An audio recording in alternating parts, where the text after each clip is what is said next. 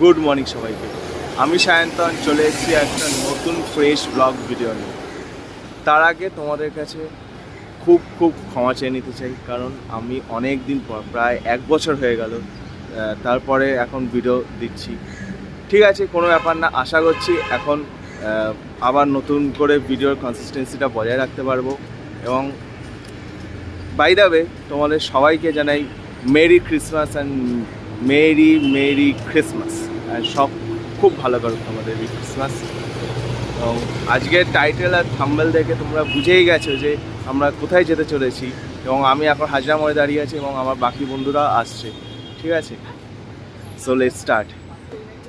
By the way, welcome to my channel, welcome to my new video. You are watching blogs with Sayantan.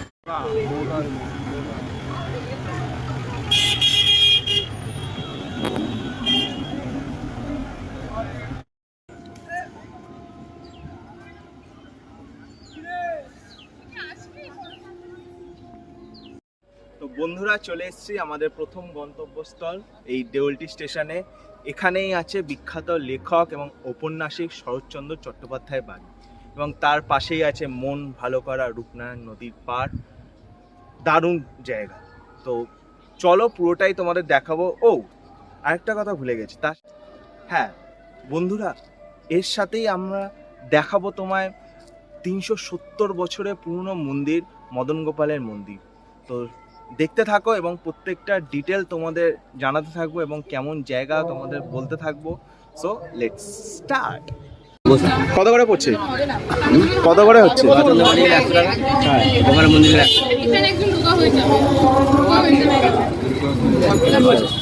বাড়ি গেলে 100 টাকা, গোপালের মন্দির গেলে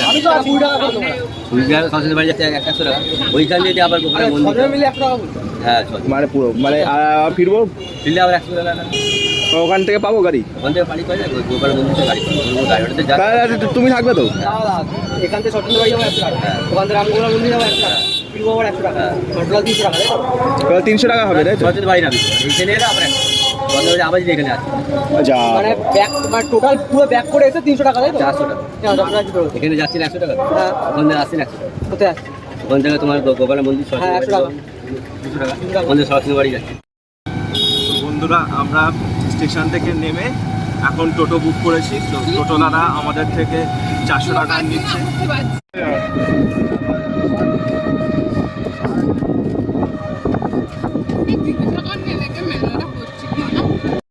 তো বন্ধুরা, এসে গেছি আমরা 370 বছরের পুরনো মন্দিরটায়। সো চলো ভিতরে যাওয়া যাক এবং ভেতরটা এক্সপ্লোর করা যাক, কীরকম কী আছে সমস্তটাই তোমাদের দেখাবো। Let's start.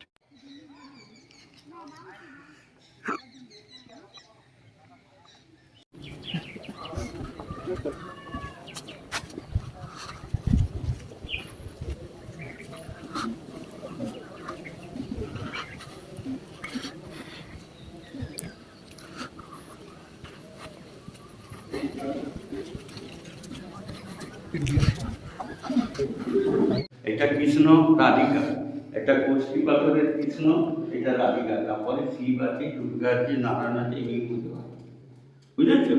এর মন্দিরের মানে ইতিহাস সম্পর্কে একটু বলো। ইতিহাস হচ্ছে, ওই যে মুকুন্দ রায়চৌধুরী, উনি জমিদার ছিল, বর্তমানে বাড়ি। যখন জগন্নাথের মন্দির, পুরীর মন্দির হয়, 15 দিন বাদে উনি পুজো দিতে গেছিলেন। বুঝলেন? পুজো দিতে গেছেন। আচ্ছা, পুজো দিতে যে 10-15 দিন 20 দিন ছিল, সব তীর্থস্থান করে এসে বাড়ি যেদিন ফিরে সেদিন রাত্রে জগন্নাথ স্বপ্ন দিয়েছে, এইটা রূপনারায়ণ নদী। রূপনারায়ণ নদীর ধারে মাঠ আছে, মাঠেতে তুই 100 দিনের মধ্যে মন্দির তৈরি কর। হ্যাঁ, করে কৃষ্ণ মানে নিয়ে কাছে থেকে এনেছিল ঠাকুর, নিয়ে এসে সেই 100 দিনের মধ্যে মন্দির উড়িষ্যার কন্ট্রাক্ট ছিল। হ্যাঁ, তারা বিড়াল, বাঘ, সিংহ সব খুব সুন্দর ছিল। যখন নতুন ঘরে, তখন আমরা দেখি, দাদু দেখেছি, দাদু পুজো করতো, ভোগ দিত, প্রত্যেক দিন এসে ভোগ দিত। বুঝেছো? 7 ফুট লম্বা ছিল রূপটা। আর তিনি এইটাকে স্থাপন করতেন, কৃষ্ণ রাধিকা, কষ্টি পাথরের কৃষ্ণ আর এইটা রাধিকা। একটা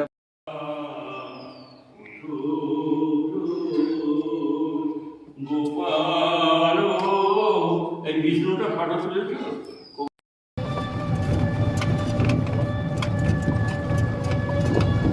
শরৎচন্দ্র গার্লস হাই স্কুল, মানে এই পুরো জায়গাটাই শরৎচন্দ্রকে নিয়ে। বন্ধুরা, মদন গোপালের মন্দির দেখার পর, পুরোহিতের কাছে খুব ভালো ইতিহাস শোনার পর এখন আমরা যাচ্ছি শরৎচন্দ্রের বাড়ির দিকে। তো চলো, তো ওখানেও তোমাদের পুরো ডিটেলিংয়ে দেখাবো। বন্ধুরা, কপাল খারাপ, শরৎচন্দ্রের বাড়িতে ঢুকতে পারলাম না, আমরা অনেকটা লেটে এসে গেছি। যাই হোক, শরৎচন্দ্রের বাড়িকে এখন পাশে রেখে বাদিক ধরে সোজা চলে এসেছি রূপনারায়ণ নদীর ধারে। রূপনারায়ণ নদীর ধারে ঘুরতে ঘুরতে এখন রূপনারায়ণের মনোরম সুন্দর দৃশ্য উপভোগ করছি। দেখো তোমরা, দারুণ দারুণ দৃশ্য। কিন্তু আজকে প্রচণ্ড ভিড় হয়ে আছে, প্রচণ্ড ভিড়, তাই জন্য একটু কনজাস্টেড লাগছে, বাট এটা দারুণ লাগছে পরিবেশটা। দেখো রূপনারায়ণ নদীর ধারটা, ওফ, অসাধারণ নদীর পাড়।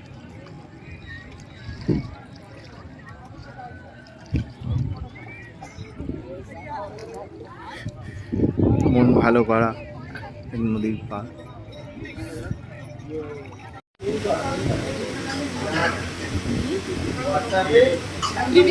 আবার লাঞ্চ করে আবার চলে এসেছি শরৎচন্দ্রের বাড়ির সামনে। এখন আশা করছি এবার ঢুকতে পারবো, 3:30 থেকে আবার ওপেনিং। সো চলো, এবার একদম কারেক্ট টাইমে এসেছি। চলো, দুপুর 3:30 সময় আবার নতুন করে এন্ট্রি। চলো দেখা যাক, লেটস গো। ভেতরে কি আছে না আছে পুরোটাই এক্সপ্লোর করি। রেডি, একটু কাছে আসুন।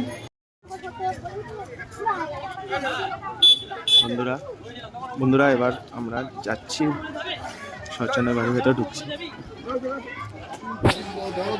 এই বাড়িতেই বিখ্যাত ঔপন্যাসিক শরৎচন্দ্র চট্টোপাধ্যায় তার অমর সৃষ্টিগুলো লিখেছিলেন। বিখ্যাত উপন্যাস।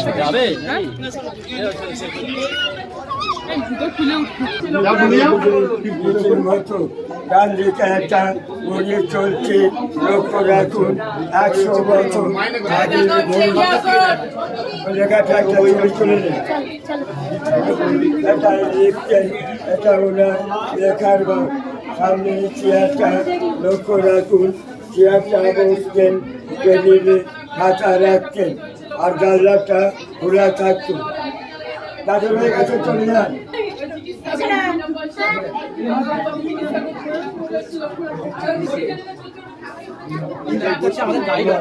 বসার ঘর, ওইখানে এখানে মিটিং হতো। ডান দিকে একটা চলছে, লক্ষ্য রাখুন।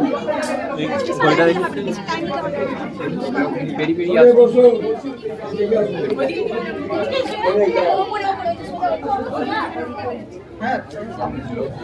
রাজদা একটু ভেতরে ঢোকা যাবে না, বাঁধা আছে তাই তো?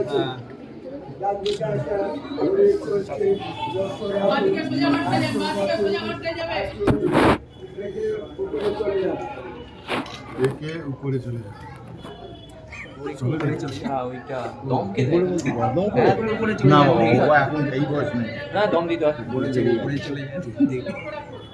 হ্যাঁ, চিকিৎসা করে। বিনা পয়সায় গরিব দুঃখীদের হোমিওপ্যাথি চিকিৎসা করতে চরকার হয়েছিল। এখন হাওড়া জেলা কংগ্রেসের প্রেসিডেন্ট ছিলেন।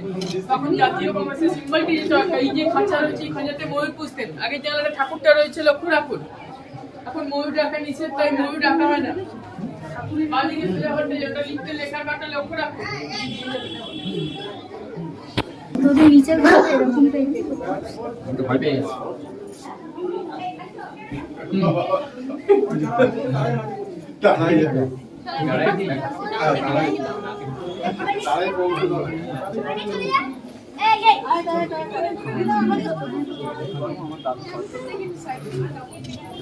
দাদু দাদু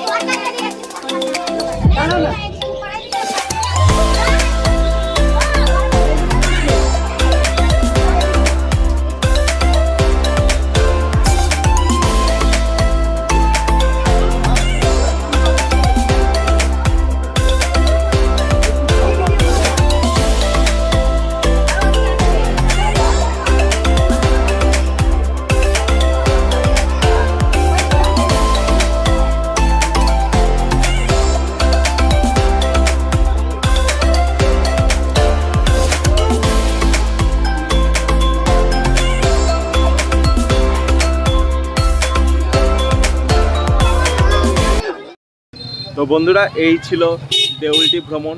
সম্পূর্ণ ভ্রমণ তোমাদের দেখালাম, এবং শরৎচন্দ্রের বাড়ি, 400 বছর পুরনো মন্দির এবং রূপনারায়ণ নদীর ধার প্রতিটাই দেখালাম।